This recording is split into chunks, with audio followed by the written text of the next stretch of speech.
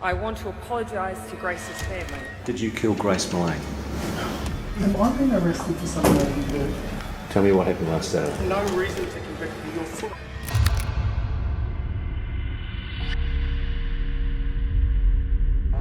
As dating culture has evolved from picking up girls from the bar to picking up girls on various apps, there have been major crimes happening surrounding Tinder dates.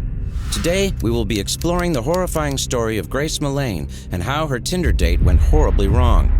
Stay tuned for what happens next. It might give chills down your spine. Have I been arrested for something I didn't do?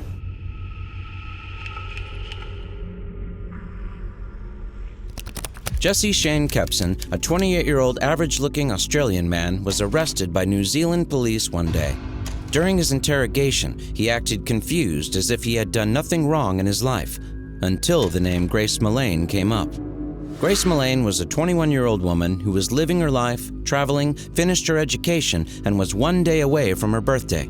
Unfortunately for her, she went on a Tinder date with Jesse Kepson, her last date before she went missing. Hey Grace, how are you? Much planned for the weekend? Hey, I'm good, thanks. And it's actually my birthday tomorrow, but I have no plans. Oh, happy birthday for tomorrow. Much planned for this evening then? Haha, thank you, I haven't. Jesse then suggested that they get a drink together to celebrate her birthday, and Grace replied with a, yeah, maybe. Jesse wasn't ready to give up as he was pushing harder towards making her come to the date, saying, maybe yes? Grace was playing hard to get at this moment as she didn't know what was coming. She replied, convince me. Jesse then convinces Grace by offering her all the drinks on this date, and they will get smashed on her birthday. He started suggesting restaurants and planning the date without her confirmation. As reluctant as it sounds, Grace answered with an, I haven't said yes yet. But Jesse kept having his way until Grace finally gave in and told Jesse that she had only casual clothes to wear that evening. That was the green signal Jesse needed to put his twisted plan into action. Grace had finished her university education in 2018 at Lincoln University with a bachelor's degree in advertising and marketing. She decided to take a year gap before finding her job in her field. She was traveling the world, constantly updating what's going on in her life on her social media. But on December 1st, only one day before her birthday, she went on her last date. After a police report was filed by her friends and family, the New Zealand police started looking into the case. What's astonishing is the amount of CCTV footage that is available on this case gave the police a precise idea of when Grace might have gone missing. During Grace's traveling adventures, she met many new people, and on November 30th, she arrived in Auckland, New Zealand. Since she did not have any friends in New Zealand, she decided to check out Tinder for a potential date to spend the evening with and have some drinks. At around 5:45 p.m. December 1st, Grace was seen meeting Jesse, who was also visiting Auckland. Right before meeting him, Grace can be seen taking a picture of the Sky City Christmas tree and sending it to her family. This was the last message Grace would send her family before going missing. After meeting up with each other, Jesse and Grace are seen sharing an awkward hug, and the two go into a burger bar for some dinner. As the CCTV shows, Jesse and Grace seem to get along very well, and they also decided to get some drinks at a Mexican bar after dinner at 7 p.m. At around 8 p.m., Jesse can be seen paying for the drinks, while Grace leans into Jesse, whispering something. By this time, the awkwardness of meeting a new person had been gone, and the two are seen giggling and chatting with each other and the people around them. The two head out to their next destination, which was another bar a few minutes away from Jesse's apartment. It seemed like Jesse was playing all the right cards. So what did go wrong? While they are at this bar, the two seem to get very comfortable with each other, flirting, having drinks, and at around 8:50 p.m., the CCTV footage shows them kissing. The two make out for the next hour or so before Jesse suggests they go to his apartment. Jesse leaves the table to clear the bill, while Grace took this opportunity to text one of her friends, saying, I'm on a date with a guy who's a manager for an oil company. Cocktails all around. He was like, it's your birthday tomorrow, we're getting smashed. He lives in a hotel. I clicked with him so well, I will let you know what happens tomorrow. The friend never received any texts from Grace after that night. After that, the two drink some more, and at 9:40 p.m. they are seen exiting the bar and entering the City Life Hotel where Jesse was staying. They seemed very comfortable in the footage as Jesse had his arm around her shoulder, cuddling as they went into the elevator. The CCTV footage on the elevator at 3rd floor just before 10 p.m. was the last video footage of Grace seen alive. On the next morning, December 2nd, Grace's phone started buzzing with texts and calls as everyone wanted to wish her happy birthday. But the silence they received became concerning. After 2 days of not hearing back from Grace, her family reported her to the police as a missing person. The New Zealand police started investigating, and as the CCTV footage connected all the dots, they discovered that Grace never left the building after that night. Jessie, however, did leave the hotel multiple times, returning with large suitcases. After the trail went cold at the elevator, the police focused more on Jessie's movements and where he went. On December 2nd in the morning, Jessie was seen in the elevator leaving the hotel and then seen again at the mall shopping for a large suitcase. He returned to his apartment and immediately left again to another shop to buy lots of cleaning supplies. He even rented a professional carpet cleaner. He can be seen standing next to another guest in the elevator with the carpet cleaner that he took to his apartment. Suspicions were already arising, but Jessie wasn't going to stop there. He left the hotel again and got into a taxi to a car rental office, picking up the keys to a red Corolla. He returned to the City Life Hotel with his rented car, and what happens next will shock you. Jessie went on another Tinder date with another woman to a bar. As the footage shows, he seemed nervous, giving out contradicting details about himself and asking weird questions in general.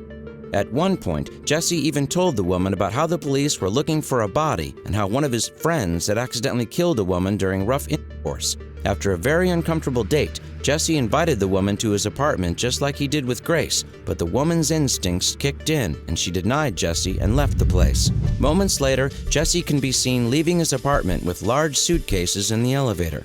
He used a cart to move the suitcases all the way down to the car park. He loaded his car with the suitcases and went back to his apartment to sleep that night. The next morning, Jessie woke up really early in the morning and went for a long drive. He stopped at a shop to buy a shovel where his trail kind of vanishes for a while. Hours later, his car can be seen reappearing at a car wash where Jessie gave the rented car a meticulous cleaning. After a few more hours, Jessie is seen at random locations in front of trash bins throwing away different items. He took a very complex route to dispose of a body, but in the video, he seemed very calm and collected as he carried on his day. On December 5th, Grace's father flew to Auckland where he cooperated with the police to find his missing daughter. As the case was initially a missing person case, after watching the entire CCTV footage, the police suspected the worst and everything pointed at Jessie. But the question still stands. Where is Grace's body? Where are the suitcases? Without hard evidence, it would have been difficult to pin down Jessie for the murder of Grace Millane. The police took Jessie into custody and interrogated him. During their interrogation, Jessie lied or often acted confused, as if he did not know anything about what happened to Grace after their date. At one time, he even stood up and asked the police, "Am I being arrested for something I didn't do?" That's when the police started asking about Grace Millane. Yeah, that's us. Down there? Yep. Is that before or after? That is after. Okay, and where are you guys going now? So she's going that way, and I'm going across the street. Where do you walk? I go down Queen Street. No, I go down Victoria Street, straight down to the bottom, and then hang a left, and I head towards the viaduct. He was already showing that Jessie was lying about Grace and him going to his apartment, but the interrogator continued with his investigation, trying to catch Jessie slip up during one of his lies. You go to the viaduct a bit? Yeah. Yeah. Yep. You've kind of walked in a bit of a funny direction if you were planning to go to the viaduct. Well, it's the direction I normally go. Yeah. Is there a particular reason you were going to do that? I feel safer down that way. Even as I was making this video, I was shocked that Jessie pulled out the victim card after ending a life of a young, happy woman just like that.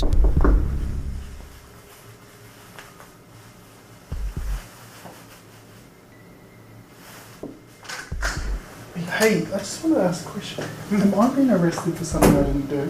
You haven't been arrested, mate. Oh. No. Oh, it's like, holy shit. As the police knew the statement Jessie was making and the video footage were very different, they called him in again for questioning the next day, and that's when we saw Jessie break down and become vulnerable after that calm and collected act. Indicated that you're willing to speak to us about the events of last Saturday. Is that correct? Yes. Tell me what happened last Saturday. From the beginning. Jesse finally caves in as he has realized that the police have all the evidence they need and he can't talk his way out of this situation anymore. That's when the interrogator asked, Did you kill Grace Millane? As the police did not get a confession out of him, they have no other choice but to take this to a judge. They arrest Jesse during that interrogation for the murder of Grace Millane.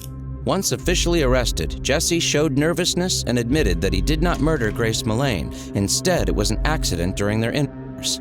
According to Jesse, Grace wanted him to choke her, and Jesse took it a bit too far, strangling her. He also admitted to the police about how he disposed of the body, cleaned the room, and disposed of the evidence at the crime scene. Jesse finally pointed out the location of Grace's body. He had buried her body at the Waitakere Ranges, a mountain range located west of Auckland. The police finally found the body of Grace Millane.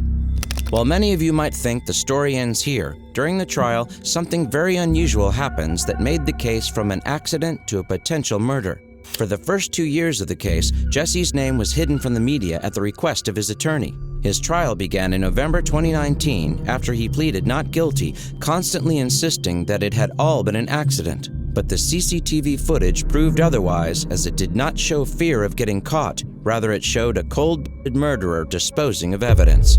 Not only that, but Jesse's internet history also backfired on him. On that night, after Grace had already died, Jesse searched for Hottest Fire and Waitakere Ranges, the place where Grace's body was found. He was already planning on how to dispose of the body instead of trying to call the police. What's more, minutes later he started searching up adult websites and watched some videos. This man had no remorse at all.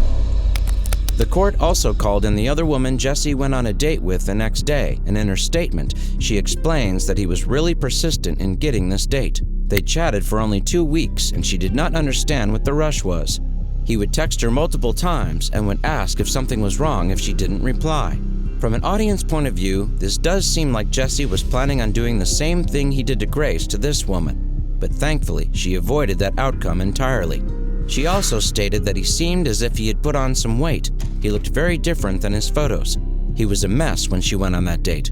Also, for some reason, he had been talking about murder and bodies or how his friend accidentally murdered someone.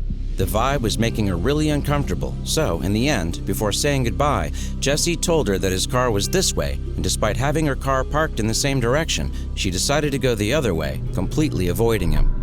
The court, after witnessing all the evidence for 2 years of going back and forth, decided that the death of Grace Millane was indeed not accidental, and it did not happen during rough intercourse. Jesse's appeal to hide his name from the media was rejected, and he was sentenced to prison. No reason to convict me. You're full of... Despite justice finally given that day, a family had lost their daughter, and the loss of Grace Millane can never be filled for the rest of their lives.